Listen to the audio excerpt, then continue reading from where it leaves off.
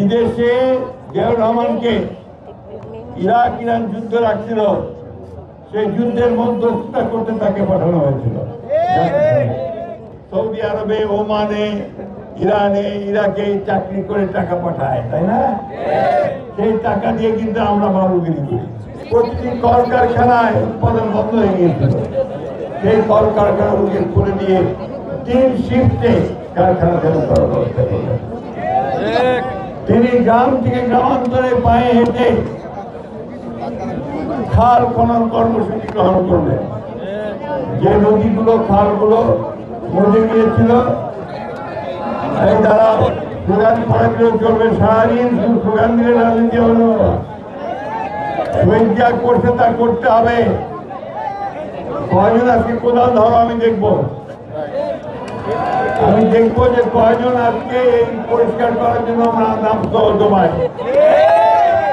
শুধু মুখে কথা বললে আর চিৎকার করে স্লোগান দিলে তালি দিলে হবে না।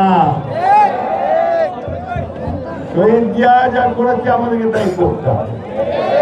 আমাদের নেতা তারেক রহমান সাহেবকে আমাদেরকে করতে যা নির্দেশ দিচ্ছেন তা আমাদের করতে হবে। আমাদের নেত্রী খালেদা জিয়া আমাদেরকে যে পথ দেখিয়েছেন সেই পথে আমাদেরকে চলতে হবে, তাই না? যখন এই অর্থনীতির পরিবর্তন সূচনা করলেন, গার্মেন্টস আনলেন, পোশাক শিল্প, আপনাদের যে মিরপুর, মোহাম্মদপুর, টঙ্গী, আশুলিয়া, এই নারায়ণগঞ্জ সমস্ত এলাকাগুলোতে লক্ষ লক্ষ মহিলা কাজ করে, তাই না? কোথায় কাজ করে? গার্মেন্টস ফ্যাক্টরিতে। এরা বাংলাদেশে সবচেয়ে বেশি আয় আনে।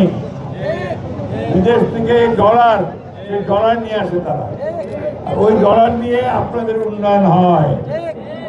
আপনাদের যে সমস্ত খাওয়া আমরা উৎপাদন করি না, তেল, লবণ, এই সমস্ত জিনিসগুলো আমদানি হয়, আর ওখান থেকে টাকাটা দেওয়া হয়। আমাদের হাজার হাজার লক্ষ ভাই তারা বিদেশে, মিডল ইস্টে, মধ্যপ্রাচ্যে, দুবাইতে, সৌদি আরবে, ওমানে, ইরানে, ইরাকে চাকরি করে টাকা পাঠায়, তাই না? সেই টাকা দিয়ে কিন্তু আমরা বাবুগিরি করি, ঠিক না? এক্সট্রিম মশার কয়েল প্ল্যান্ট ফাইবার দিয়ে তৈরি, ডেঙ্গু, চিকুনগুনিয়া বাহি সহ যে কোনো মশার বিরুদ্ধে দেয় এক্সট্রিম সুরক্ষা। এইটা জিয়াউর রহমানের অবদান। এই কাজটা করেছিলেন জিয়াউর রহমান। তিনি মানুষকে নতুন একটা স্বপ্ন দেখিয়ে কাজ শুরু করেছিলেন। ওই সময়ে শুধু দেশে নয়, বিদেশেও বাংলাদেশের মর্যাদা অনেক উপরে উঠে গিয়েছিল। বাংলাদেশকে যখন আপনার দুর্ভিক্ষের লোক মারা যেতে শুরু করলো, তখন আমেরিকান আপনার পররাষ্ট্রমন্ত্রী হেনরি কিসিঞ্জার তিনি বললেন, বাংলাদেশ একটা বটমলেস বাস্কেট, অর্থাৎ একটা তলাবিহীন ঝুড়ি। ওই ঝুড়িতে যা রাখবা সব পড়ে যাবে, সব শুধু খেয়ে চলে যায়, খেয়ে চলে যায়। আর ওদের নেতা শেখ মুজিবুর রহমান তিনি নিজেই বললেন, যেদিকে তাকাই শুধু চাটার দল। আপনাদের যারা দুর্নীতি করে টাকা পয়সা সব নিয়ে চলে যায়।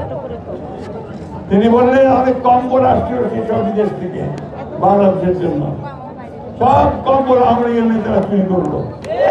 তিনি বললেন, এতজনের এত কম্বো রাষ্ট্র, আমার কম্বল রাষ্ট্র। এই ছিল তখনকার বাংলাদেশ। বন্ধুগণ, সেইখান থেকে শেখ মুজিবুর রহমান তার দলকে তুলে দূর করে নিয়ে আসলেন। বিদেশে জিয়াউর রহমানকে ইরাক ইরান যুদ্ধ রাখছিল, সেই যুদ্ধের মধ্যস্থতা করতে তাকে পাঠানো হয়েছিল। তিনি জাতিসংঘের যে নিরাপত্তা পরিষদের অস্থায়ী নির্বাচন, সেইখানে জাপানের সঙ্গে প্রতিদ্বন্দ্বিতা করে নির্বাচিত হয়েছিল।